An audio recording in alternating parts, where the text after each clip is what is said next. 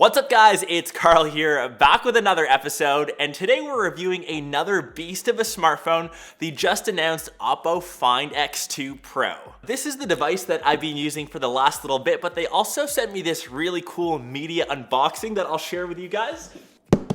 And when I first took it out of the box, you're immediately greeted by this little stage area, and this almost reminds me of a small little cinema setup. I'm sitting in my living room setup now because the main focus of the X2 Pro is all about the display, and that's where it's packing the biggest punch.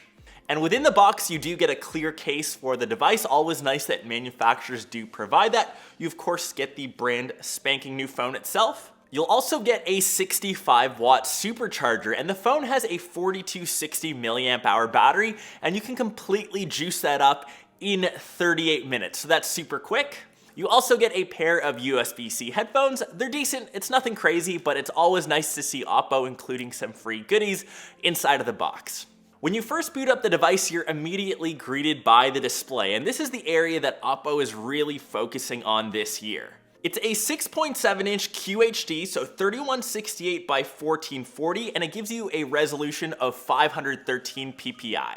And the biggest selling point of the X2 is the 120Hz refresh rate with a QHD display. And we've had other flagships like the S20 Ultra that has that same refresh rate, but it drops in res to only full HD. And that was one of my biggest sticking points of the S20, deciding between a QHD display or having a higher refresh rate.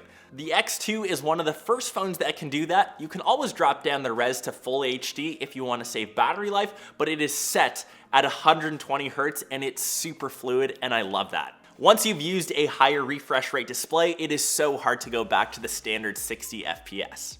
A device which I thought was pretty fair to compare it to was the iPad Pro, and I get that they're completely different devices. We've got a tablet over on this side, but a lot of people hype the display over on the iPad, and I'm sure we'll see that in the iPhone 12 come September, but it is currently March, so the X2 Pro beats that by around 6 to 7 months.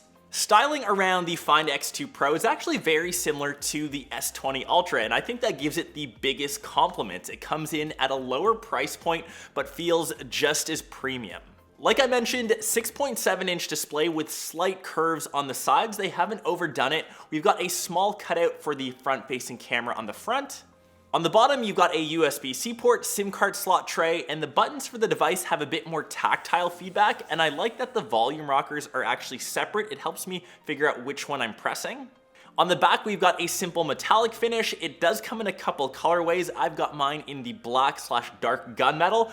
There is an orange option, and I need Oppo to send me that one. If they do, I will hook one of you guys up with this for a giveaway, so stay posted. I'm gonna get on their cases. Obviously, we've got the orange obsession here in the studio.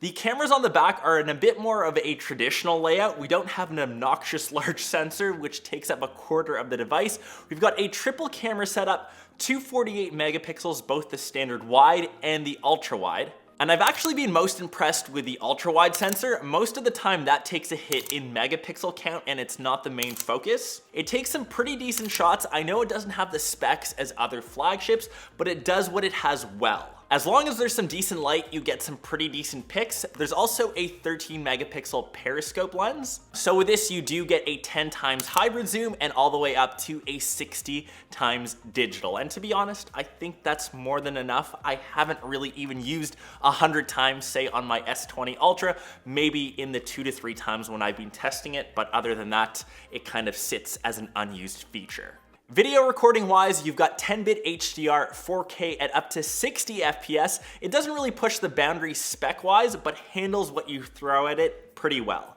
Oppo does have Ultra Steady Video 2.0, which helps a ton with stabilization, and I love the fact that you can still use this when you're recording in 4K at 60 FPS. Internally spec-wise on the hardware, we've got the latest silicone for 2020, so the Snapdragon 865. You can get 12 gigs of RAM. Day-to-day use, multitasking, switching between my social media apps, have been playing a ton of games. It does have a 240 Hz touch response rate. So input is super quick and snappy when you're interacting with the display. Couple that with that 120 Hz refresh rate, it's one of the quickest phones that I've used. The one thing I would say about ColorOS, they're on 7.1, it's running over top Android 10. Sometimes they try to oversimplify things and make things perhaps a bit too minimal, but that hasn't detracted at all from my overall experience. I've had no stutter or lag with the device, and I've already received a couple software updates, so once the phone is live, which is actually today, make sure you do upgrade it so it should be nice and quick and up to par. For battery life, because we're powering such a large display, QHD 120 Hz, it definitely does take a hit. I've still easily lasted the entire day, but by the end, I'm happy to plug this phone in. It definitely needs a juice up. If you're looking for 1.5 to 2 days of use, drop the res down to full HD or just have the charger handy. Like I mentioned, it is a 65 watt supercharger, so if your device is dead, it'll fully juice it up in just 38 minutes. So if you plug it in for 5 to 6 minutes, you should have enough juice to last you till your next full charge. But yeah, this has been my review of the Oppo Find X2 Pro. Let me know your thoughts down below in the comments. Like I said, Oppo is really focusing on the display. I think it's the most important part of a smartphone. It's the piece of hardware that you interact with most across any other electronic device, not just including smartphones. So I think it's important to A, be super powerful, B, be lightning quick, and C, have a great response time. And that's all of the things that the X2 Pro does.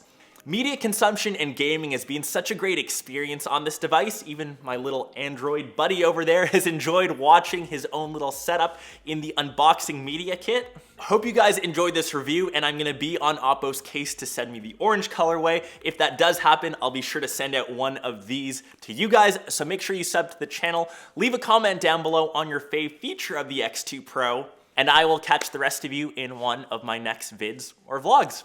Peace.